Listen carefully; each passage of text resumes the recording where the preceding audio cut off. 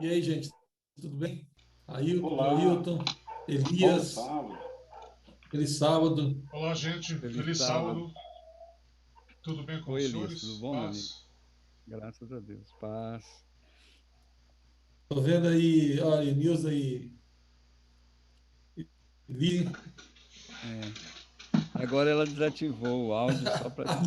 agora ela fechou, abriu a câmera e desativou o áudio. Tá todo, Pronto, Celice está fazendo apagador bagunça de aí, cara. disco aí.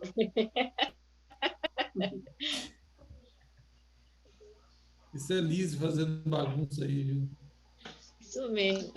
Fala, Dê, feliz sábado. O Tico tá aí também, a Deusinha lá de Nanuque. Não sei se ela está em Nanuque, mas ela está aí com a gente. Bárbara,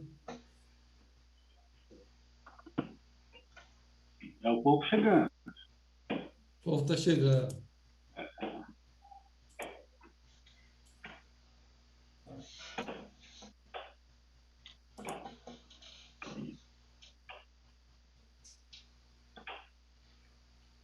Como é que tá aí na região de vocês? Tá frio? Tá quente?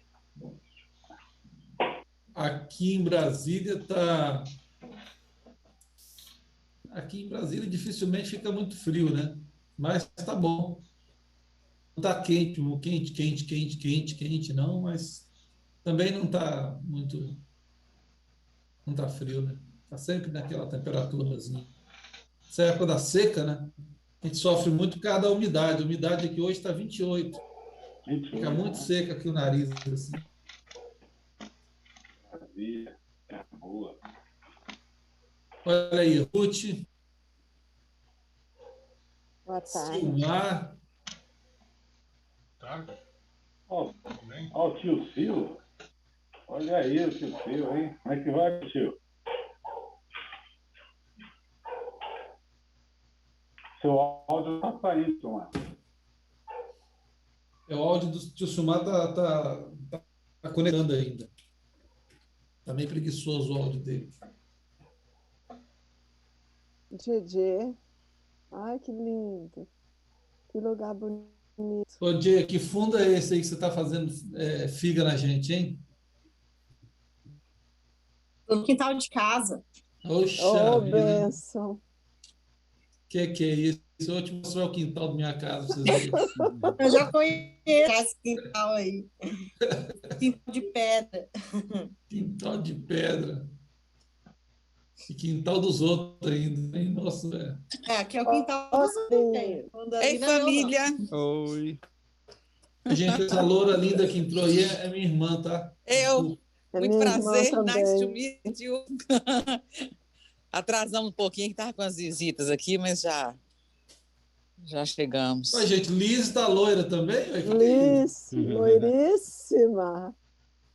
Meu Belíssima. pai do céu, o povo tá tudo ficando loiro e eu ficando branco.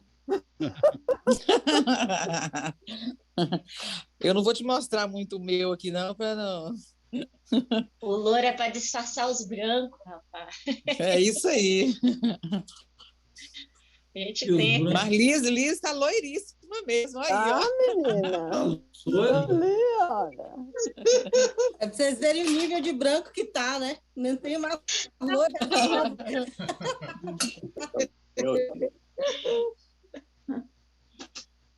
Que Tô bom chegando ver Jéssica aí. te vocês. entregando aí. Tô chegando nesse ponto também.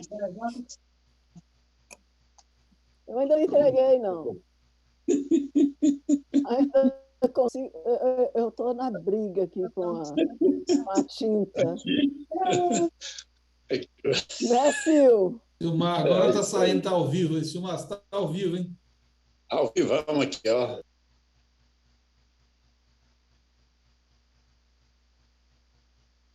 Deu problema na conexão. Uma Conte aí. uma cena aqui só a minha, só. Ai, não é nada. Ai, meu pai. Cuidado você não, já tá cuidado você trocando não de roupa. inverter essa câmera aí, hein? Cuidado você não inverter. Não, estou com todo cuidado aqui. A Lira, você tá pelada aí? Sem ver A essa Se câmera o risada da Marcos rua. ficar entregou. alegre assim. Olha, só É, a a mão, risada só- entregou. Mas aqui está Ah, tudo muito bem. que bom. E aí, Nilzinha? Beleza. Feliz. Fala agora, que agora eu abri. Muito feliz. Aqui assim, manhã se fala quando eu deixo, entendeu? Toda hora eu tranquilo. É o controle. Oi, todos. Oi, toda. Oizinha. Oi, gatinha. Sim. Deus, você está com pelo liso, hein? Tô, Cunha, tô do jeito que você gosta. Vixe, Olha! Chegou lá, eu Olha! vou tentar o microfone dela de novo. Cadê Tia Lira, hein? Cadê Tia Lira? Ela vai estar Arranjou. chegando. Por enquanto a cena é só minha. Esbarrou. Depois eles vão compartilhar. Você aproveitou só a saidinha de Tia Lira, né, mãe? É. olha o Tico aí, ó. Olha o Tico, Chico. Oi, primo. nosso barítono preferido aí. Amor. Ô, Tico, aí no Paraná não tá frio, não, Tico? Tudo é tão gelo. Oi, minha princesinha. Aqui tá 15 graus. Não, deixa eu falar com a minha princesa. Hoje tá Vai gostosinho. chegar uma Quinta-feira frente que vai fria. ficar bom. Vai chegar uma frente fria aí Misericórdia. semana que vem. Vai Mas gelar é. até as células vão Mas gelar. ainda. A Jess tá aqui Menina, também, ó lá. A 23 Jess tá no graus? paraíso, né? A Jess. 23, 24? 24, o negócio é a Nossa. umidade que está baixa. É, É, aqui tá 24 graus, Jacareí. é clima de deserto, né, em Brasília agora. É isso aí, gente. Bom, vamos começar então? Acho que quem tinha que. Talvez alguém está precisando entrar ainda, mas a gente vai começando aqui para a gente homenagear aqueles que chegaram pontualmente, né? E aí a gente vai dando sequência. A gente agradece todo mundo aí que comprou a ideia da gente fazer um estudo. Na verdade, a ideia não é fazer um sermão, né? A gente estava conversando sobre isso no grupo ali, com o Joilton, com o Ailton. Não é fazer um sermão, mas sim fazer um bate-papo, Ninguém vai conduzir sempre o estudo, mas você fica à vontade para participar, para levantar sua mão, para falar, para contribuir, ou até mesmo para tirar uma dúvida, quando for o caso, né? Levantar um debate. A ideia é a gente estudar a palavra de Deus, estudar o livro de Daniel, de Apocalipse, para que a gente esteja preparado para os eventos finais que vão acontecer. E que Deus nos use, que Deus nos esteja conosco nesses momentos, para que a gente possa realmente estar, assim, verdadeiramente preparados para a gente aprender, a gente compartilhar com outras pessoas, caso alguém queira saber daquilo que a gente está estudando. Então, a gente vai ter esses momentos aos sábados. Temos uma ideia de fazer alguns encontros, cada encontro um capítulo, com exceção do capítulo 8, capítulo 11, que a gente vai fazer 2 encontros, porque são temas mais que exigem um pouco mais de estudo, de contexto histórico, que exigem um pouco de concentração, de dedicação, mais coisas para estudar. Então, a gente estará levando nessa pegada aí. A Deilza deu um tchauzinho ali para todo mundo. E a Deilza? Tudo bem? Então, vamos começar a nosso bate-papo. A gente vai ter muita leitura da Bíblia, muito estudo, e a gente vai fazendo um momento bem interativo para todo mundo aí. Eu não sei se o Ailton e o Ailton querem falar alguma coisa. Eu só queria dizer boas-vindas a todos. Momento, nós nunca fizemos isso. A ideia do Nino foi ele que teve a ideia de nós darmos junto a palavra. E é um momento que a gente vive uma pandemia do coronavírus, mas tem uma segunda pandemia, que é a da desinformação. Muitas ideias, ventos de doutrinas, achismos, e como é se firmar a palavra de Deus. Acho que a iniciativa é muito boa e a gente devia estender isso também para os nossos parentes mais próximos e os amigos mais próximos, para que nós pudéssemos nos firmar, assim como os bereanos, na palavra de Deus. Ô, Nino, você vai conseguir postar no YouTube depois, para deixar lá para quem quiser assistir? Para a gente compartilhar o link? A gente grava, a gente precisa gravar, bem lembrada. Uhum. Já estou gravando, gente. Grava aqui e eu coloco no YouTube. Tá bom. O Theo, ele está muito interessado em oração por ele, em que ele continue firme nos seus propósitos, sabe? Ele está muito interessado, mas ele não pôde assistir agora, e aí ele pediu para gravar, porque aí amanhã ele vem para cá, e a Bárbara também não pôde estar aqui, ela foi ver a avó do namorado, que está passando por aqui, e aí amanhã a gente vai assistir juntos aqui em casa. Vamos gravar sim. Vamos gravar sim. Inclusive, acho que o Raimundo gostaria de estar também. Eu mandei o link para ele, ele estava todo animado, mas alguma coisa não deu certo aí. Alguma coisa não deu certo. O Elias está gravando daí. Está gravando, né, Elias? Eu vou fazer uma gravação por aqui também. E aí uma delas vai funcionar. Eu queria só salientar que o Elias preparou um aplicativo que vai ajudar a refazer a lição de hoje. Então, depois ele vai estar disponibilizando para vocês, quem quiser revisar da forma escrita pelo celular, aí no final ele explica, e não puder dar uns 5 minutos para ele explica como usar, como utilizar, tá bom? Vamos dar sim, Elias. No final você dá uma geral para a gente. Eu já entrei no aplicativo, muito bacana. E as perguntas, a gente faz a revisão. É legal, sim. Vamos começar, então, com a oração. Eu vou pedir o Jonailton, o Tico, nosso querido Tico, para orar para a gente, pedindo a Deus sabedoria, iluminação. Que Deus esteja conosco neste momento aqui, abençoando aqueles que estão aqui ao vivo e aqueles que vão assistir posteriormente também. Que Deus esteja conosco, abençoando a todos. Oremos, então. Senhor, como é bom termos pessoas tão belas, pessoas tão importantes para nós, conectadas para esse momento. Pedimos a tua bênção, que possas estar esclarecendo as nossas mentes com a tua palavra. Amém. Pedimos também o perdão pelos nossos pecados e que o Senhor possa conduzir essa reunião através de todos que vão falar. Eu te peço em nome de Jesus. Amém. Ô Nino, eu só queria dar as boas-vindas aqui para Roseclaire, que está conosco, é colega de trabalho, e a Adriana Ferrari, também está conosco, é colega de trabalho lá da Polícia Civil de São Paulo. Ok. Estão com a gente hoje. Então tá bem. Agora que eu estou reconhecendo aqui a Drica Ferrari, que é a Adriana, né, que você falou aí, e a Claire, que é a Roseclaire, sejam bem-vindas, tá? E que sintam-se bem ao nosso meio aqui. Aqui nós estamos uma família, vocês agora fazem parte da nossa família também de estudos da Bíblia.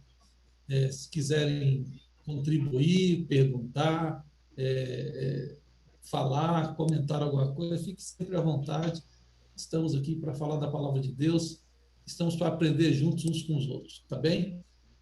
Nós vamos compartilhar nossa tela aqui, que eu preparei uma apresentação, e a gente vai interrompendo a apresentação à medida que vocês quiserem falar, tá? A gente vai trabalhando nesses dois pontos aí. Vocês estão vendo minha tela? Estão vendo? Estão vendo? Mais alto. Sim. A gente vai começar, então, falando sobre o capítulo 1, estudando sobre o capítulo 1 de Daniel. Ô, Nino. Oi? Deusinha também está acompanhando a gente. Eu vi e falei com ela, mas ela ficou quietinha. Ah, tá. Seja bem-vinda, Deusinha, viu? A Deusinha de Nanuque, uma amiga nossa aí. Seja bem-vinda, Deusinha. Fique à vontade.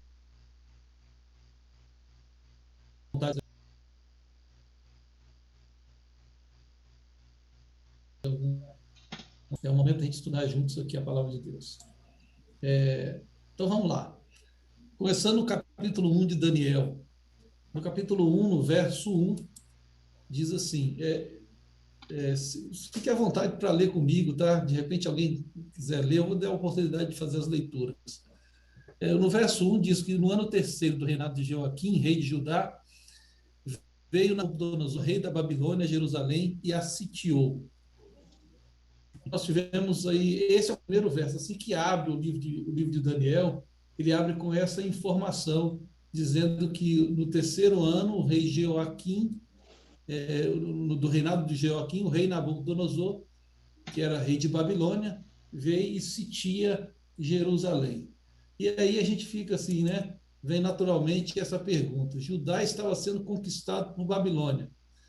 O que está de errado nessa história? Qual foi a promessa que Deus fez aos hebreus quando chegaram ao Egito, que está em Deuteronômio e em Êxodo? O que está errado nessa história? Né? Parece que está acontecendo um gol contra, né? Porque a ideia não era essa. Qual era a ideia que Deus deu? Quais foram as promessas? E eu gostaria de convidar alguém que tiver com a Bíblia aí na mão, e quiser ler Êxodo 19, 5 a 7, e Deuteronômio 28, 1 a 7, para a gente entender como é que é essa história direitinho, né? Judá estava sendo conquistado por Babilônia, né? Mas esse era o plano de Deus? Vamos lá, quem puder abrir a Bíblia aí e ler para a gente, será ótimo. Eu estou com Êxodo 19, 5 a 7, se alguém procurar depois de Deuteronômio, poderá ler, tá? Começando a leitura, Êxodo 19, versos 5 até 7. Diz o seguinte: Agora, pois, se diligentemente ouvirdes a minha voz, portanto é Deus que está falando, e guardardes a minha aliança, então sereis a minha propriedade peculiar dentre todos os povos, porque toda a terra é minha. Verso 6. Vós me sereis reino de sacerdotes e nação santa. São estas as palavras que falarás aos filhos de Israel. Veio Moisés, chamou os anciãos do povo e expôs diante deles todas essas palavras que o Senhor lhes havia ordenado. Ok, obrigado, Ailton.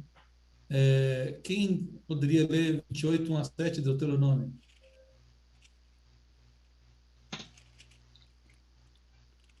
Se atentamente ouvirdes a voz do Senhor teu Deus, tendo cuidado de guardar todos os seus mandamentos que hoje te ordeno, o Senhor teu Deus, te exaltará sobre todas as nações da terra.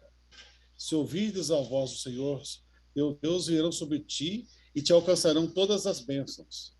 Bendito serás tu na cidade e bendito serás tu no campo.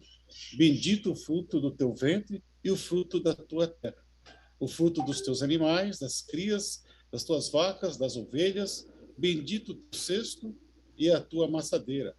Bendito serás ao entrares e bendito serás ao saíres.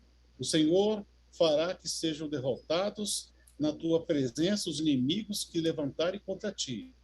Por um caminho sairão contra ti, mas por 7 caminhos fugirão da tua presença. O Senhor determinará que a bênção esteja nos teus celeiros e em tudo o que colocares a mão, e te abençoará na terra que te dá o Senhor teu Deus. Até que número? Até o 7. Ok. Bom, então, foram dos dois textos aí.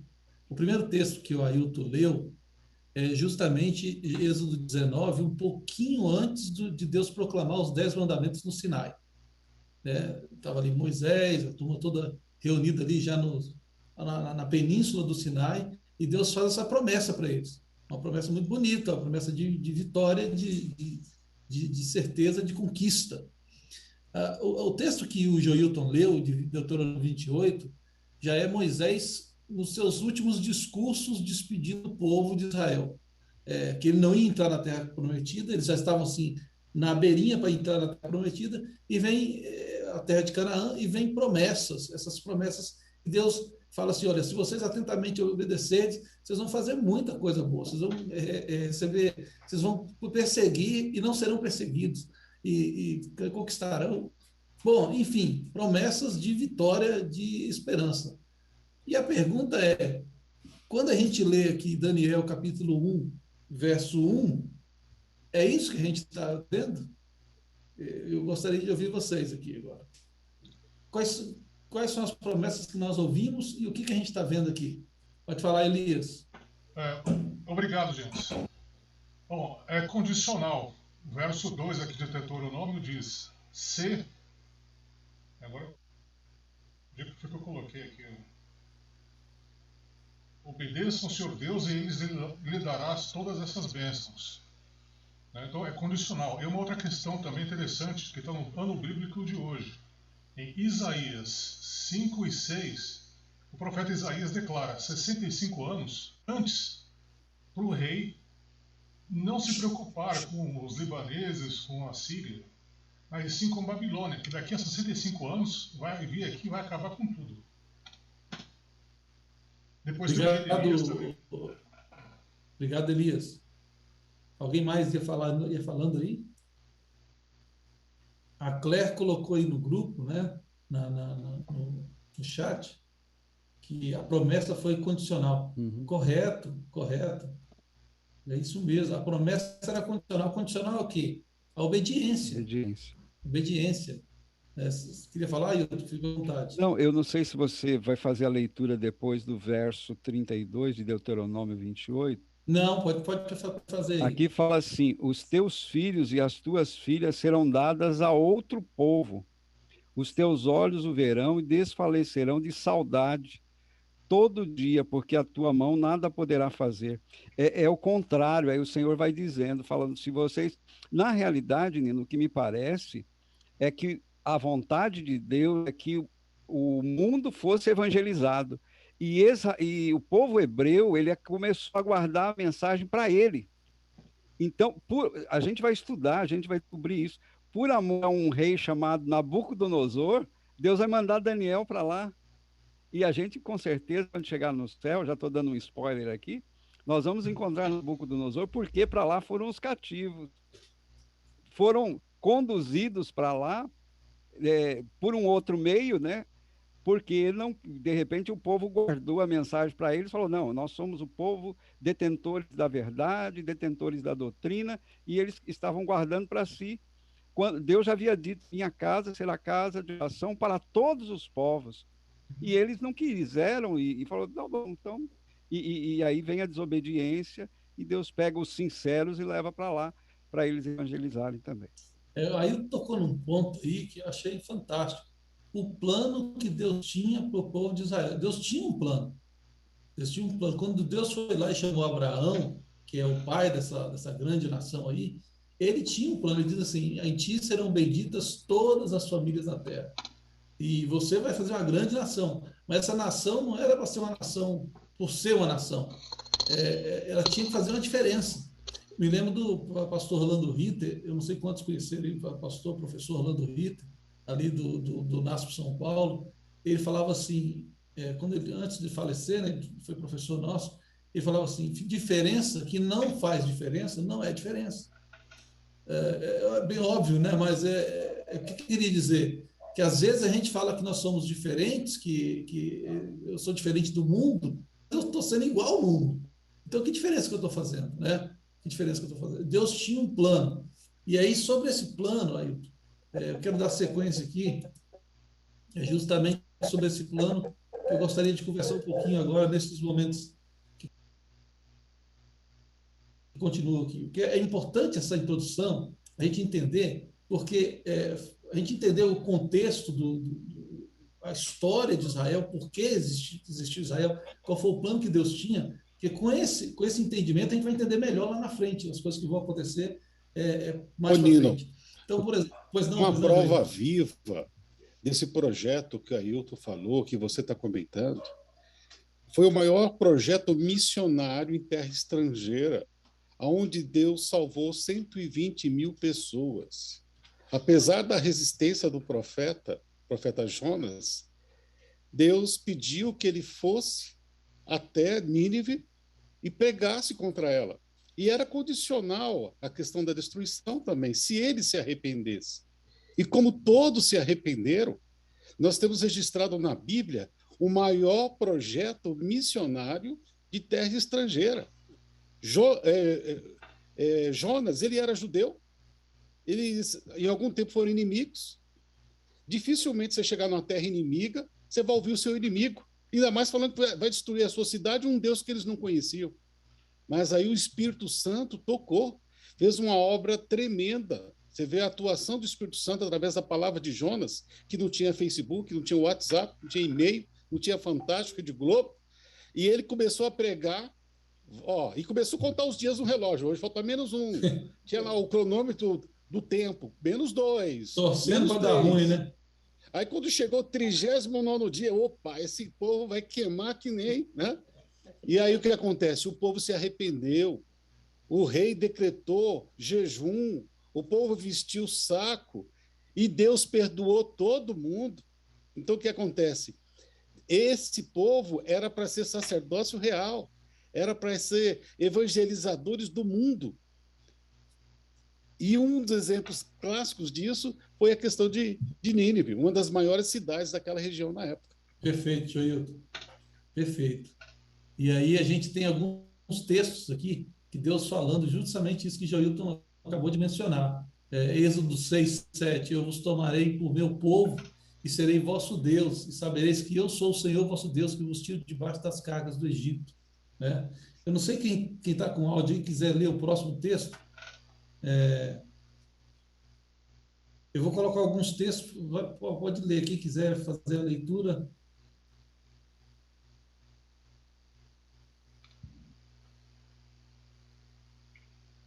O pessoal está meio caladinho. Né? Eu vou ler então, gente. Êxodo 29, 45, né? Lendo. Não está já aí? Está na tela, está na tela. Já está na tela. É só ler na tela. E habitarei no meio dos filhos de Israel, e lhes serei o seu Deus. O próximo texto. E andarei no meio de vós, e vos serei seu Deus, e vós sereis meu povo. O próximo texto, olha aí. Quem gostaria de ler esse aí? Está em Deuteronômio 7,6. Porque o povo santo é ao Senhor teu Deus. O Senhor teu Deus te escolheu para que lhe fosses o seu povo especial de todos os povos que há sobre a terra. Ótimo. Obrigado. Nino, me permite... Vocês estão me ouvindo? Sim, estou te ouvindo. Um dos versos mais lindos da Bíblia, para mim, no Antigo Testamento, é o verso 7 de Deuteronômio 7. Não vos teve o Senhor afeição, nem vos escolheu, porque fosseis mais numerosos do que qualquer outro povo, pois éreis o menor de todos os povos. Verso 8, mas porque o Senhor vos amava, por causa do juramento que tinha feito. Olha que coisa maravilhosa. Deus escolheu um povinho, né? Sem nenhuma... A gente fica imaginando, por que Deus não escolheu os chineses, que já eram uma nação? Os próprios egípcios, né? Por que Deus... os próprios egípcios, mas Deus escolheu um homem estéril, ou, aliás, uma mulher estéril, um homem de idade, e a partir deles vai fazer o povo escolhido. Obrigado, Ailton. Complementação do capítulo 7, verso 6. Tico, pode falar. Então, só complementando também, em relação à mensagem e o mensageiro, que muitas vezes o mensageiro não precisa ser aquele mensageiro ideal, preparado. Né? Você vê que no caso de Jonas era um cara contra a vontade. No caso de Daniel, praticamente escravo. E mesmo assim, Deus usou como mensageiro. Então, Deus ele é o dono da mensagem e ele escolhe a quem vai falar a mensagem, e o critério dele é totalmente diferente do nosso. Que a gente sempre quer o ideal, o mais preparado, o que fala melhor, o que tem mais, né? Tantas outras coisas que a gente escolhe. E Deus tem um critério, como o Ailton falou, né? Citou aí a condição do povo de Deus. Nós não escolheríamos Israel, eu acho, talvez. Pelo critério humano, a gente não escolheria um povo mais preparado. Justamente.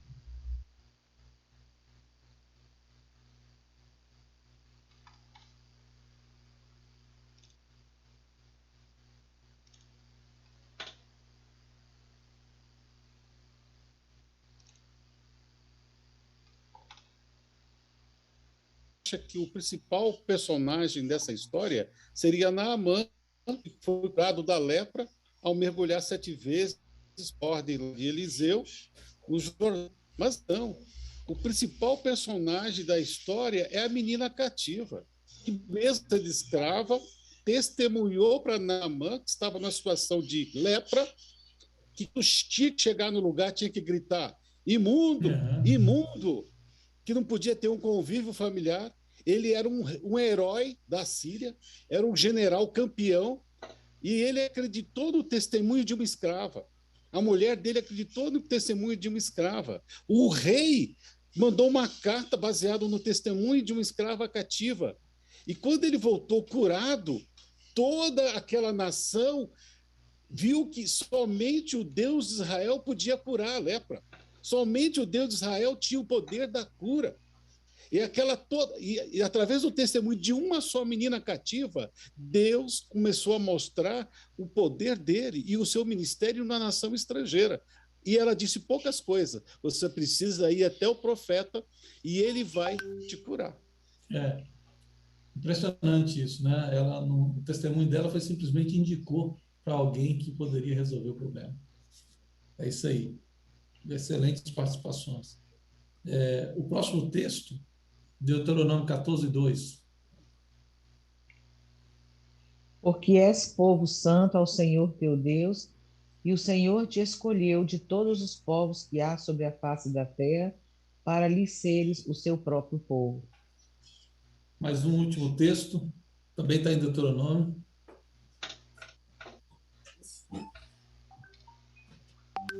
E o Senhor hoje te declarou que tu lhe serás por seu próprio povo, como tem dito, e que guardarás todos os seus mandamentos. Deuteronômio 26:18. Obrigado, Ilza. Então, gente, nós chegamos à conclusão que qual era o plano que Deus tinha para Israel? A gente acabou até já respondendo isso. Existia alguma contrapartida do povo para o cumprimento da promessa? Eu acho que o Elias chegou a responder essas duas perguntas, né? Ou seja, Deus queria um povo específico. Para quê? Para fazer aquilo que Joilton acabou falando, o Chico falou, acho que todo mundo já chegou nessa ideia de que esse povo devia testemunhar, ser um povo especial, uma propriedade peculiar, uma nação santa, um povo eleito, para que evangelizasse o mundo. O objetivo que eles tinham era o objetivo de Deus. Para eles, era evangelizar o mundo. E eu trouxe alguma coisa aqui, alguns mapas.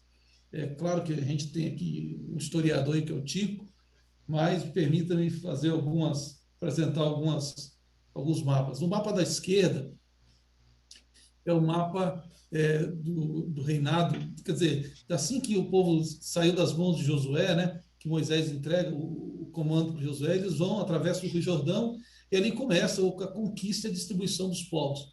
Então, ali a gente tem as 12 tribos aí distribuídas, a tribo de Manassés ficou com uma turma maior e tal, e está aí. Esse era o povo de Israel quando tomou conta da terra que lhe foi prometida ali em Canaã. Quando a gente olha para o mapa da direita tem uma parte rosa, mais vermelha, e uma parte azul. A parte vermelha já é no reinado de Saul. Isso era o que Saul tinha alcançado. Então, aqui a gente já sai do período dos juízes, que começa ali com Josué, vai até Samuel, e aí a gente chega nos reinos. E aí, no reino de Saul tem um reino mais ou menos assim unificado, e é administrado por Israel. Mas veja bem, Saul também era de uma tribo bem pequenininha, que é a de Benjamim. Essa tribo aqui, ó, quase acima de Judá, uma tribo bem pequenininha. Então ali estava Saul como rei, mas Saul foi rejeitado por Deus, porque Saul tornou-se orgulhoso, começou a fazer as coisas do jeito dele e tal, e vem Davi. Davi assume o reino, e quando Davi assume o reino, ele ocupa um território muito maior do que Saul, porque Davi foi um guerreirão de Deus, e a gente até estudou sobre Davi essa semana na lição de escola sabatina.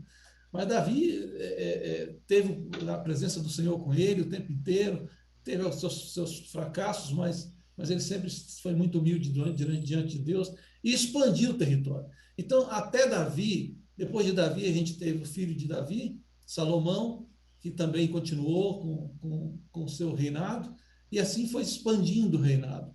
Mas aí aconteceu um problema, que Salomão ele teve muitas mulheres, casou com muitas mulheres, e simplesmente para agradar cada uma dessas mulheres, ele acabou construindo altares ao longo para adorar outros deuses. E aí entrou a idolatria para dentro de Israel. Bom, o que aconteceu nessa história? Deus tinha um objetivo específico com esse povo. Esse povo seria um povo grande, eles iam conquistar e avançar cada vez mais, assim como Davi foi avançando territorialmente, foi recebendo bênçãos, também recebeu bênçãos Salomão, mas a idolatria invadiu. E quando a idolatria invadiu, o reino se dividiu. Então, esse outro mapa aqui, ele apresenta esse racha que aconteceu entre os reinos, né? O filho de Salomão, Roboão, o que ele faz? O pessoal pede clemência para ele, fala assim: Roboão, tá difícil, tem muitos impostos, a situação está muito difícil para nós, dá uma melhorada aí. E ele, em vez de facilitar as coisas, ele falou assim: não, eu vou ser mais duro ainda. Então houve uma rebelião, uma guerra civil, vamos dizer assim, não chegou a ser uma guerra, mas uma rebelião interna, e aí houve ruptura no reino que tinha sido unificado lá com Saul. Saul unificou. Quando Saul morre, Davi, o filho de Saul, tenta fazer uma emancipação, mas não deu certo. Então Davi vai, unifica o reino, vem Salomão, mas Roboão permitiu que o reino fosse dividido. Então ficaram dois reinos: o reino de cima, que era o reino do norte, o reino de Israel, e o reino de baixo, o reino de Judá. E aí, a partir desse momento, nós temos o reino de Judá com a capital em Jerusalém, e o reino de Samaria, o reino do norte com a capital em Samaria. E esses dois povos agora começam a ser meio que rivais entre si. Porém, aqui agora tem uma lista dos reinos, eu não sei se está claro aí para vocês, se está pequenininho, não sei se ficou um tamanho aceitável. A gente tem ali, de verde, Saul, depois Davi, depois Salomão, e aí à esquerda tem os reis do reino do sul, que é o reino de Judá. À direita, das tribos do sul, né? Ficou as tribos do sul, foi Judá e Benjamim, as duas se uniram e se tornou um reino. Do reino da direita é o reino das tribos do norte, né? O reino do norte, que é liderado por Roboão. O que aconteceu? O reino do sul e o reino do norte, existia muita apostasia, muita idolatria, adoração de imagens, de ídolos. Eles tentavam ser iguais aos vizinhos e não fazer com que testemunhar para que os vizinhos fossem iguais a eles. Eles queriam ser iguais aos reinos vizinhos. E no reino do norte a coisa foi mais feia, sabe? No reino do sul, de vez em quando aparecia um rei bom, como foi Asa, como foi Josafá, como foi Ezequias. Alguns reis ainda deixavam-se permitir que o Espírito Santo trabalhasse neles. Eles faziam alguma reforma, chamavam a atenção do povo, traziam o povo para mais próximo de Deus. Mas no reino do norte, que é o que está pintado de azul, foi terrível. Não teve um rei sequer que foi um rei assim que andou nos caminhos do Senhor. A Bíblia fala assim: e Jeroboão fez mal aos olhos do Senhor, fez o que era mal aos olhos do Senhor. E Baasa fez o que era mal aos olhos do Senhor. Não tinha um que fez o que era bom aos olhos do Senhor.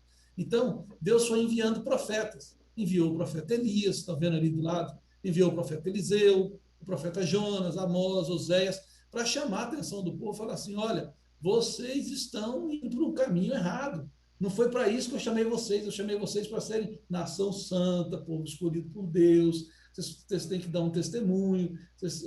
Nós temos um acordo, mas vocês estão saindo, colocando o pé fora da faixa. Está muito fora.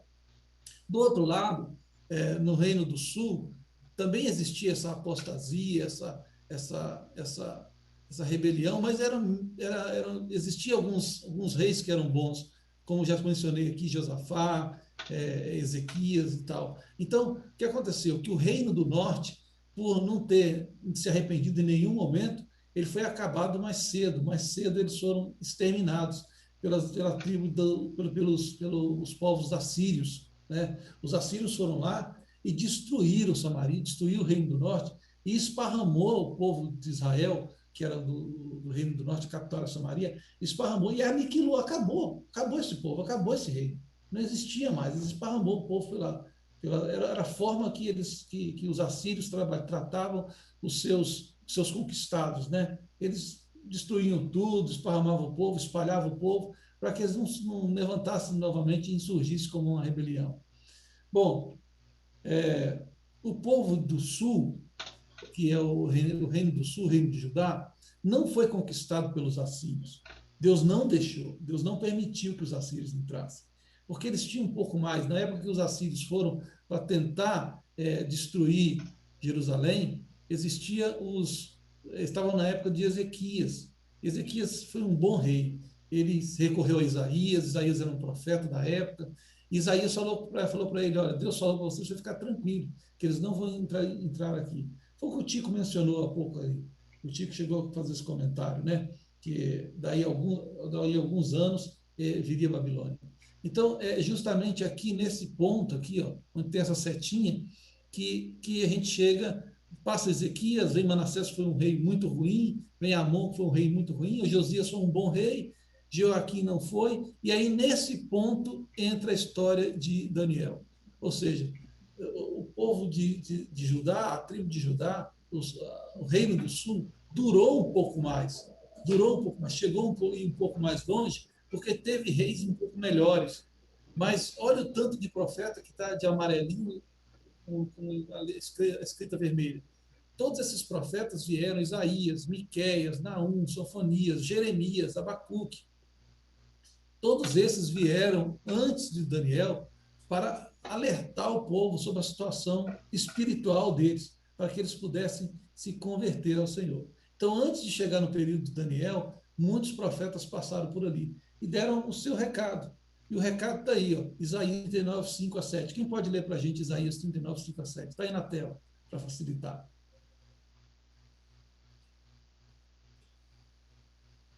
Verdade. Então disse Isaías a Ezequias: ouve a palavra do Senhor dos Exércitos. Eis que virão dias em que tudo quanto houver em tua casa, com o que entesouraram teus pais até o dia de hoje, será levado para a Babilônia. Não ficará coisa alguma, disse o Senhor.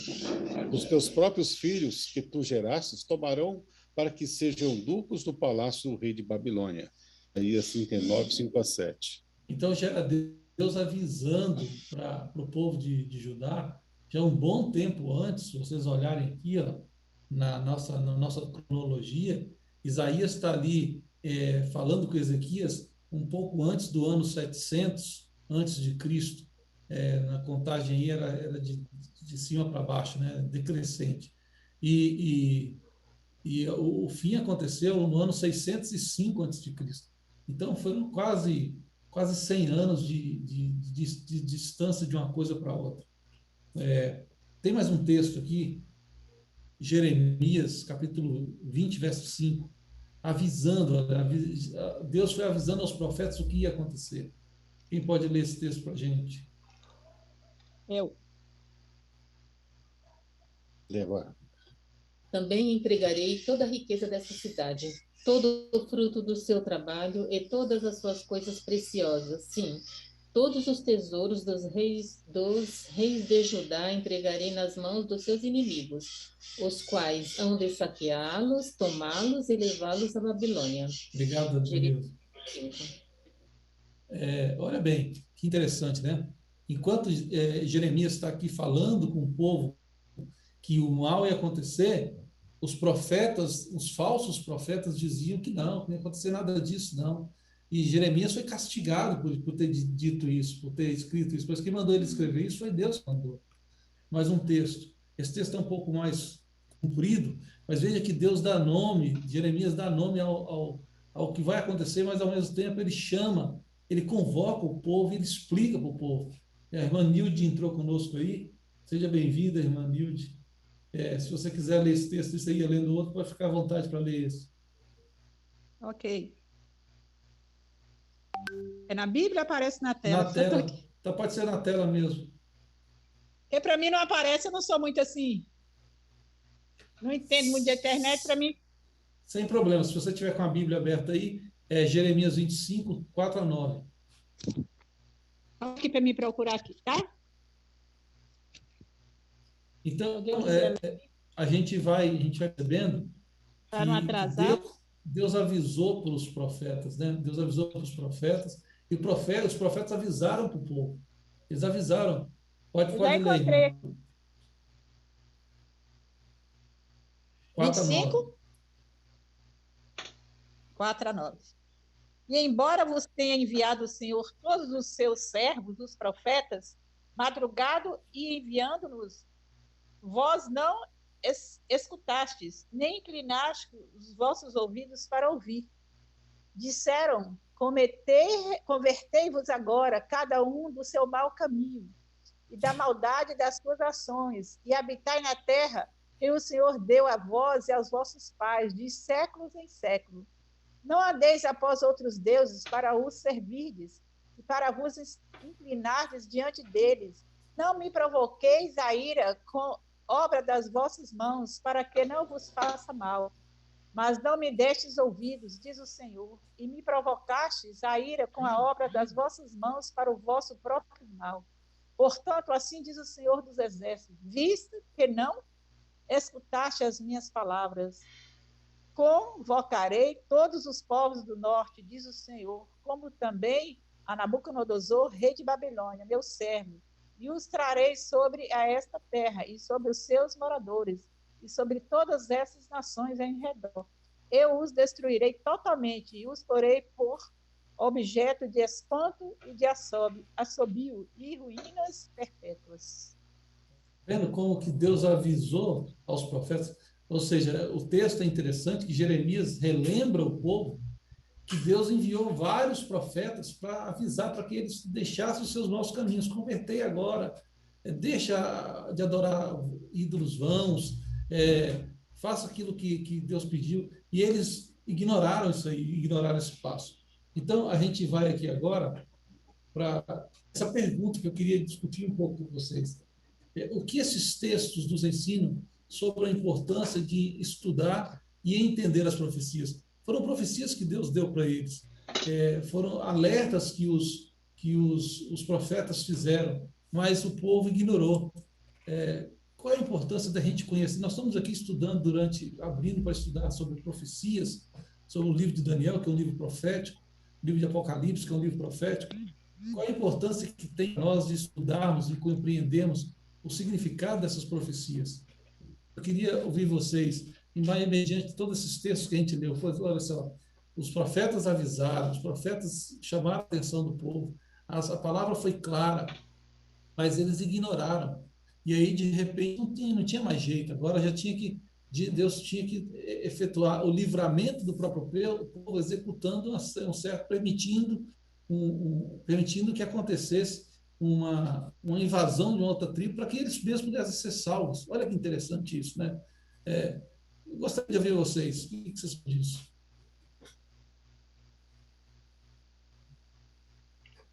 Deus, ele sempre manda, por exemplo, no caso, vejam só uma coisa tão simples e fácil de a gente analisar. Jonas, quando tentou fugir dos planos de Deus, quando ele desviou o caminho, em vez de ir para Nínive, foi para Tarsis, que era 4.000 quilômetros distante, ele imagina que Tarsis era o fim do mundo e que, de alguma forma, Deus não ia encontrar ele lá. Ele achava que talvez tivesse algum lugar no mundo em que Deus não alcançasse. E Deus mostrou para ele que até nas profundezas do oceano, dentro das entranhas de um peixe, ele o alcançou.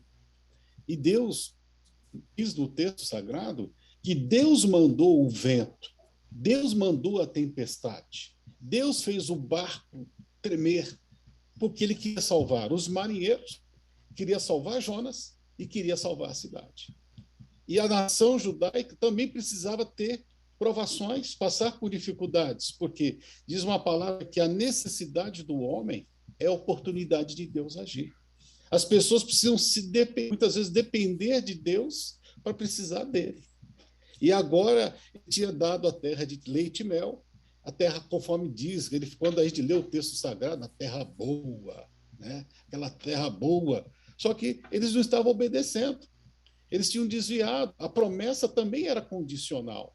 A terra seria boa e seria deles, desde que fossem obedientes. E no momento que eles se desviaram dos seus caminhos, eles romperam a aliança, viu o quê? Veio as consequências. Mas nunca sem um profeta avisar. Sempre Deus declara através de um profeta os seus atos. Jonas levou a salvação, Naum levou o juízo, no caso de Nínive. No caso aqui, todos os profetas começaram a anunciar, Jeremias, Ezequiel e outros mais, dizendo, arrependam-se, vai acontecer.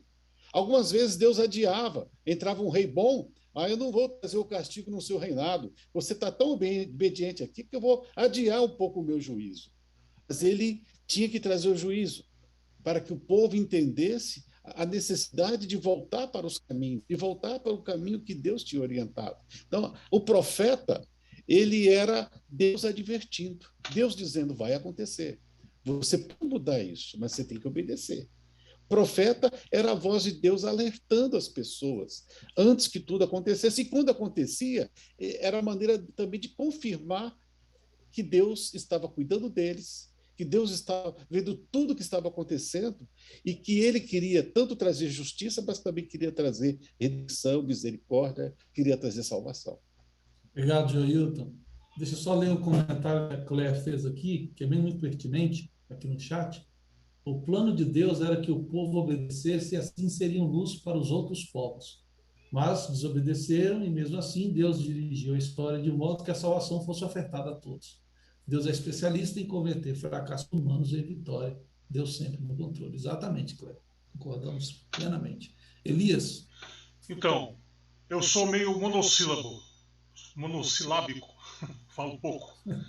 Um sinônimo de profecia é orientação. Um povo que não ouve o profeta que Deus mandou não tem orientação de Deus. E aí só degrada moralmente, como foi que aconteceu. É isso. Obrigado. Obrigado, Elias. Obrigado, Elias. É uma síntese bem feita. A ideia é essa mesma. Oi, menino. Pois não, a Lirinha. Então, como vocês terminaram de citar, vários profetas estiveram alertando o povo de Deus ao longo dos anos, né? Ao longo dos séculos, ao longo de toda a história da Bíblia. E hoje nós não precisamos mais que apareça um profeta para nos dizer mais nada, porque já está tudo revelado, né? Já está tudo... nós já temos alerta suficiente e o que importa é isso que nós estamos fazendo agora, estarmos atentos, porque tudo já está se cumprindo. O que falta se cumprir? É isso que nós temos que estar alertas agora ao último sinal. O que está faltando acontecer para que Jesus volte, né? Nós temos aí vários exemplos aí, vocês citaram Nínive, que toda uma nação se converteu, mas daí a gente volta lá para o dilúvio, a gente volta para o dilúvio que apenas 8 pessoas entraram na arca, né? Então, qual é a nossa situação hoje?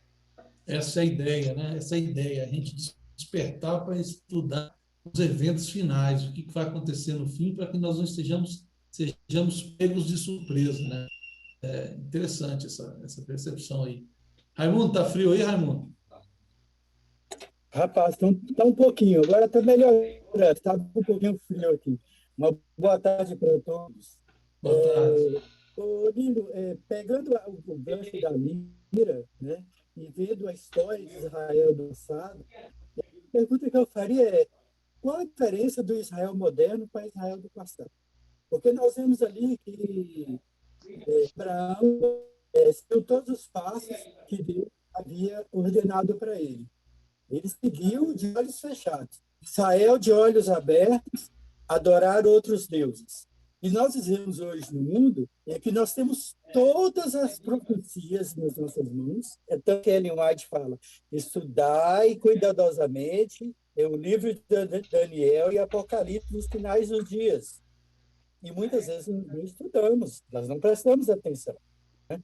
Então, qual a diferença hoje de Israel do passado para o Israel presente? Porque nós olhamos o seguinte, que Deus fala que nós somos a menina dos seus olhos. E eu gosto muito de usar uma expressão que ele fala que ele sonhou comigo, ou que ele sonhou conosco, ou que ele sonhou com todo o presente, né? Aí o que nós precisamos prestar atenção hoje, a igreja hoje deve prestar atenção, é que muitas vezes nós estamos no mesmo caminho de Israel do passado. Muitos de nós vamos chegar próximo à Canaã Celestial e não vamos entrar por causa da nossa dureza de coração. Por isso nós precisamos hoje abrir os nossos olhos e vermos os exemplos passados, os bezerros de ouro que foram construídos no passado, e jogarmos isso fora. Porque nós olhamos Israel, há poucos dias atrás, estudando aqui, e quando falamos sobre o Pai, o Filho e o Espírito Santo, e alguém falou assim, nossa, se os judeus ouvissem entre três deuses, eu falei assim, quem são os judeus para falar em deuses? Foram os que mais adoraram deuses? Quem são eles? Mas hoje nós temos os nossos deuses também. Nós adoramos hoje os nossos deuses. Estamos nós jogando fora esses deuses? Estamos nós tirando os costumes de Babilônia de dentro de nós para entrarmos na Canaã Celestial? Essa é a pergunta que a gente deve se fazer ao Israel remanescente. Raimundo, obrigado pela sua contribuição aí, foi fantástica. E aí vem, de acordo com aquilo que você falou aí, para a gente responder essa sua pergunta, a gente precisa também fazer uma outra. O que é o Deus moderno? Quais são os deuses modernos, né? Você citou os bezerros de ouro do passado, o bezerro de ouro do passado. E quais são os bezerros de ouro que nós levantamos hoje? Acho que a reflexão começa por aí, né? Acho que a sua pergunta é o que é? O que está nos atrapalhando? Qual a definição? Eu poderia citar uma, espero que os outros também citem. A tecnologia hoje, nosso celular.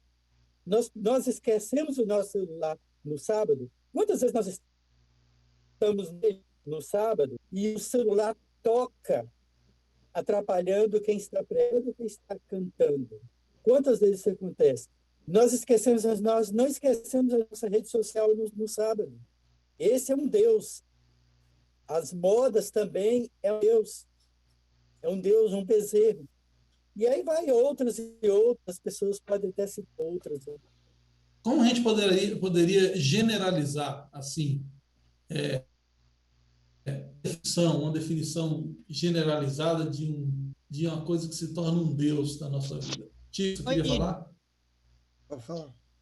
Assim, tudo que nós colocamos diante, que é mais importante para nós do que Deus, ele se torna um Deus para nós, né? Porque a Bíblia fala que Deus é em primeiro lugar. Então, nós temos que fazer igual o Paulo falou, examinar a nossa vida, né? O que eu estou colocando no lugar de Deus? É como o irmão falou aí, que é o celular, é o meu tempo que eu não estou dedicando a Deus, né? Estou dedicando aos meus afazeres, a muitas outras coisas, né? E por aí a gente vai analisando o que estou fazendo, né? Ok. Obrigado, Dinha. É isso mesmo, concordo com você. A definição daquilo que a gente coloca no lugar de Deus, né? Tudo aquilo que está à frente. Tico, você queria contribuir também? Não, nesse assunto, nosso Deus somos nós mesmos. Nós somos o nosso Deus, porque tudo que a gente faz, a gente quer agradar a nós. Nossa religião, né? O jeito que a gente adora, tudo para o nosso gosto, né? A gente não está preocupado se Deus está se agradando, desde que nós estejamos satisfeitos. E isso é uma forma de idolatria. E isso envolve qualquer área da vida, né? No trabalho, no lazer, na religião, na rede social, que o Raimundo citou. Oi? Na rede social, que o Raimundo citou. Na rede social. Então, é a questão do gosto. Importante é me agradar. E aí, o bezerro maior é esse, sou eu mesmo. E aí a vontade de Deus fica segundo, terceiro, quarto, quinto for. No meu caso não é nem um bezerro, é um boi, né? Eu sou um boi, eu não sou um bezerro. Rindolfo, uma pequena contribuição seria o seguinte: fazer a sua vontade. se a gente fosse pensar todos os comentários estão corretos, existe tudo aquilo que nós colocamos acima de Deus possa ser um ídolo na vida da gente. E para cada pessoa de um jeito diferente, cada um tem um tipo de árvore que o inimigo pode levar à tentação. Para uns, a rede social é uma coisa fraca, para outros é alimentação, e assim vai. Acho que a chave aí está em como nós sairmos desse círculo que pode levar a gente para o caminho errado. Perfeito. Jesus, ele deixou um conselho para os discípulos quando ele foi para o céu. Vocês não façam nada. Fiquem quietinho lá na casa de vocês, até que vocês sejam batizados pelo Espírito Santo. Até que o Espírito conduza a vida de vocês. Porque vocês não sabem nada. Muitas coisas que vocês acham que é coisa boa é vaidade. Ele vai convencer o mundo do pecado, da justiça e do juízo. Ele vai mostrar onde você tem que andar, o que você precisa falar. Ele vai te dar os frutos da sua vida espiritual. Então, o que a gente precisa diariamente é nos ligarmos ao Senhor Espírito Santo. Falar com Ele, relacionar com Ele. Depois de Jesus, o maior dom dado ao homem é o Espírito de Deus. E eu tenho relação com Ele. Eu vivo com Ele. Ele consegue falar no meu coração. E isso traz uma tônica, porque o único pecado imperdoável que não será perdoado aos homens é resistir aos apelos do Espírito Santo. É ouvir a sua voz e atender o chamado ao arrependimento. A andar pela vereda da justiça, pelo amor do seu nome. Ele que vai dizer, Joilton, toma cuidado com o seu celular aí, ou toma cuidado com tal situação. Ele vai me convencer, porque por mais que eu seja um grande pregador, um líder, longe de nós essa situação, um pastor, o que convence não é meu sermão, não é o meu estudo. A menina cativa, ela simplesmente testemunhou, o Espírito Santo fez a obra. Jonas, ele queria que o povo morresse queimado ali em Nínive. Ele não queria que ninguém se arrependesse, ele pregou porque Deus mandou. Agora o Espírito Santo, ele fez a parte que Deus mandou, do trato. Fala, diz que vai acontecer. Aí o Espírito agiu. O Espírito Santo é algo tremendo. E é Ele que conduz as nossas preces ao céu com gemidos inexprimíveis. Hoje, o que a gente precisa é ter esse relacionamento, ter o Espírito Santo. Vejam aí a parábola das 10 virgens. O que diferenciou quem viu o noivo e quem não viu. Agora, nesse momento final, minha tia Lira perguntou o que falta. Falta o povo ser batizado diariamente pelo Espírito Santo para terminar a obra de Deus. O último sinal está pregado o evangelho do reino e então virá o fim. Ele quer nos usar. Ele quer, muitas vezes, fazer um trabalho, só que a gente fica fugindo para Tarsis. Não, eu quero ir para cá. E a gente fica fugindo para Tarsis em vez de na Nínive, que Deus quer. Muitas vezes a Nínive é a minha família, Nínive é o meu serviço, Nínive é aquela pessoa que eu não quero pregar porque não é muito agradável. E o Espírito Santo quer me usar. Ele quer me conduzir. Ele só vai lá e fala. Vai lá e conduz. Vai lá e faz a obra. Eu postei no grupo um testemunho, depois vocês podem olhar, de um menino que queria pregar, as igrejas estavam fechadas. Aí o Espírito Santo disse para ele, as igrejas estão fechadas, mas o ônibus não. Entra no ônibus, espalha o livro e prega. Vê o testemunho dele, está lá no grupo. Vejam só o que Deus fez na vida dele, simplesmente porque falou, você não precisa fazer nada. Você entrega o livro, fala que não vai custar nada, só que é o seguinte, vocês vão ter que prestar atenção no que eu vou falar. E agora, mas Senhor, o que eu vou falar? Pode deixar, faz aquilo que eu te pedi, aquela mensagem que eu te dei e o resto é comigo. O Espírito Santo hoje é o dirigente da igreja. Ele quer ser o dirigente da minha vida. Ele quer ser o dirigente da sua casa, do seu casamento, do seu trabalho. A experiência espiritual tem que começar com um relacionamento com o Espírito Santo. Jesus diz, eu vos enviarei o Consolador. O outro Consolador. Perfeito, Ailton. Foi um ponto assim, você tocou que foi fundamental. É o que diferenciou as virgens, né? As 10 virgens tinham lâmpadas. A lâmpada é a Bíblia. Todo mundo tinha lâmpada, mas nem todo mundo tinha azeite. E o azeite que é o fundamental, que é a presença do Espírito Santo para a gente concluir essa obra. E com o Espírito Santo no coração, Eu quero comentar aqui o comentário da Cléia e do Ailton, que colocou aqui no chat. A Cléia diz assim: os ídolos se apresentam de várias formas, mas o pior inimigo que temos é o nosso próprio eu. Esse é o pior ídolo. A nossa vontade versus a vontade de Deus, quem escolhe sou eu.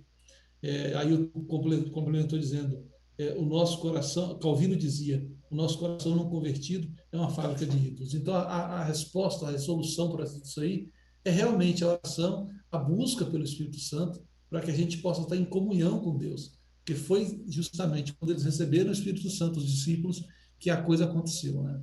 Que eles começaram a pregar e o evangelho cresceu e multiplicou. E nós estamos aqui hoje porque 11 homens, depois mais um, né? Paulo chega, 12 homens que eram como nós, mas que, revestidos do poder do Espírito Santo, fizeram a mensagem ser pregada praticamente em todo o mundo daquela época, né? Raimundo.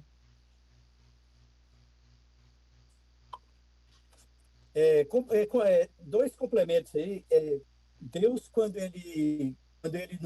nós vamos a Ele, quando nós o buscamos, lá o mesmo, quando Ele nos busca, né? Que na verdade Ele que vem a nós, e nós vamos a Ele, Ele quer uma coisa de nós, a entrega total. Deus não aceita entrega pela metade. Deus não aceita ídolo. A idolatria para Ele é desprezível. Então Ele quer nós no todo. Outra coisa sobre o Espírito Santo, eu tenho estudado muito e tenho aprendido, graças a Deus tenho aprendido muito, é porque nós temos o Espírito Santo muito na teoria. A igreja tem o Espírito Santo na teoria. Então nós temos o Deus Pai e o Deus Filho e o Espírito Santo como algo subjugado. E na verdade não é, são três poderes, mas em um, e todos os três têm o mesmo poder. Então, Jesus não pode fazer nada e Deus não pode fazer nada por nós sem o Espírito Santo atuar. Se nós não buscarmos o Espírito Santo em nossa vida, nós não poderemos fazer nada, porque a Bíblia diz que ele vai nos convencer e nos converter. Então, o que a igreja hoje, nós, eu, você, todos nós estamos precisando é da obra do Espírito Santo. Mas essa obra do Espírito Santo, ela só vai vir se nós buscarmos de todo o nosso coração, abrirmos a nossa mente. E muitas vezes, em nossas orações, nós nem citamos o Espírito Santo. Então, eu tenho procurado, muitas vezes, a prestar atenção quando eu vou orar a Deus, eu colocar o nome do Espírito Santo, ele que atua em mim todo o tempo. Quando eu estou a errar, ele que me chama a atenção. Ele que me desvia do caminho errado para o caminho certo. Olha, andai por esse caminho, vai por esse caminho. E nós esquecemos, como o Joilton mesmo falou, quando Cristo foi, ele enviou o Consolador. E quando Cristo esteve na Terra, ele atuou com Cristo. Ele atuou junto com Cristo. Todas as obras que Cristo fez, foi também através do Espírito Santo. Ele mesmo, o próprio Cristo falou, se não fosse o Espírito, eu não poderia fazer isso.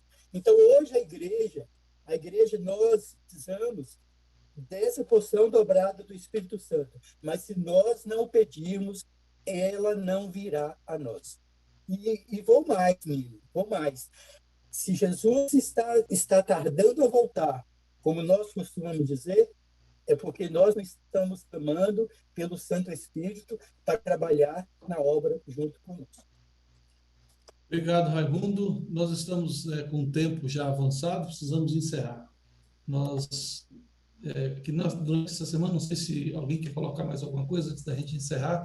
Não sei se vocês perceberam, nós lemos apenas o verso 1 de Daniel, do capítulo 1. Nós não avançamos o verso 2 e os outros versos.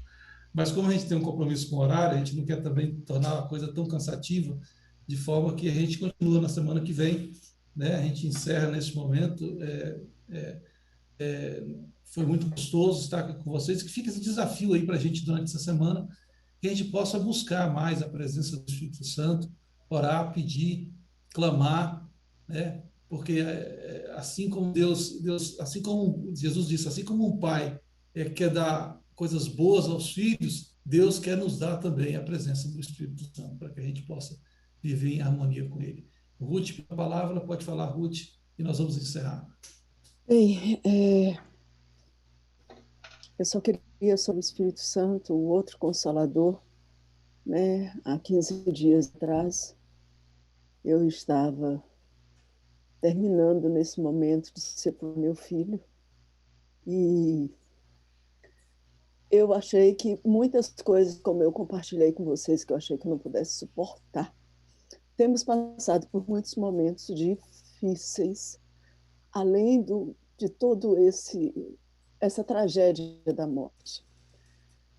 E muitas coisas envolvendo tudo, os mais próximos sabem, o Joilton tem nos ajudado muito também, né? Aí na parte legal. Mas eu quero deixar o meu testemunho, né, do tanto que o Espírito Santo tem me amparado. É Ele que faz com que eu esteja aqui agora, porque no momento de maior angústia eu recorro a esse lugar aqui, onde é o meu cantinho de oração também. E ao orar e ao clamar ao Senhor, não pelo meu mérito, porque ele bem sabe, ninguém sabe, só Ele sabe tanto que eu sou pó, né? Mas pelas suas grandes misericórdias Ele tem me ajudado. E eu quero deixar aqui para vocês, agora que nós já estamos finalizando o sábado e começando uma nova semana, busquem ao Senhor, busquemos ao Senhor, porque Ele tem todas as respostas para nós.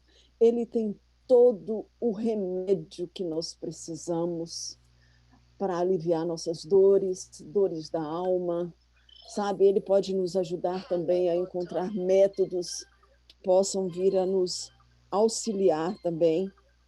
E, enfim, esse seria o que amanhã é um dia muito difícil para mim, porque ele faria 37 anos amanhã e eu não sei como vai ser, mas eu sei que ele está aqui comigo e que ele vai nos ajudar mais essa etapa, porque como a Cléia disse aqui, né, Deus é especialista em converter fracassos humanos em vitória. E é só isso. O Espírito Santo vem e faz a obra, completa a obra. Muito obrigada pela oportunidade de estarmos aqui juntos e ver o rostinho de cada um de vocês e de estarmos estudando a palavra de Deus e buscando a fonte de vida, que é a vida eterna, e a fonte do Espírito Santo. Muito obrigada por tudo. Obrigado, Ruth, pelo seu testemunho. Muito importante essa contribuição sua aí, dizendo que você está vivendo isso, e o Espírito Santo está te carregando no colo, está sempre com você, e ele estará sempre, porque ele é o Consolador, né? Vamos fechar com oração? Ailton, você pode orar para a gente finalizar aí esse momento? Você tem que abrir o seu áudio, está fechado. Eu estava atendendo aqui, estou tocando a campainha aqui de casa, mas alguém já foi lá abrir? Então tá bom, vamos orar. Nino, antes de oração, eu acho que a semana que vem a gente deveria continuar no capítulo 1, viu? Mas o tempo é o que menos importa, né? A gente viu aí o quanto a palavra de Deus ela é rica, né? Mas eu acho que a gente não convém passar para o 2, não. Vamos seguir no 1, e eu acho que você devia continuar, porque foi você que preparou o 1. Está aqui minha opinião. Tá bem. Mas vamos orar. Maravilhoso Deus e Pai, nós agradecemos porque a Tua palavra, ela é uma lâmpada para iluminar os nossos pés, é uma luz para iluminar os nossos caminhos.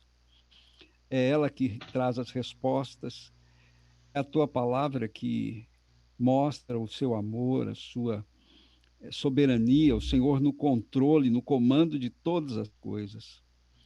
E a Tua palavra nos exorta, ela nos ensina, ela nos adverte, mas ela também nos conforta, ela nos dá ânimo, ela nos ensina, enfim. O Teu Santo Espírito, ele diz, esse é o caminho, andai por ele. Então, estou feliz porque não havia jeito melhor de nós encerrarmos esse dia, o santo dia do Senhor, senão estudando a sua palavra com a nossa família. e com os nossos amigos e os nossos irmãos. Que nós possamos aprender dos erros dos nossos, do povo de Deus do passado. Que nós possamos ver aquele provérbio que diz que o sábio aprende dos erros dos outros. E que a gente não possa cair no mesmo erro para precisar passar pela mesma correção dolorida, de ver um povo inimigo sendo usado para nos advertir e nos colocar no caminho certo. Nós estamos felizes porque, apesar dos pesares, a profecia até agora tem se cumprido, e o objetivo é esse, é o fortalecimento da nossa fé. E a gente vai ver no livro de Daniel, no livro de Apocalipse, que praticamente tudo já se cumpriu.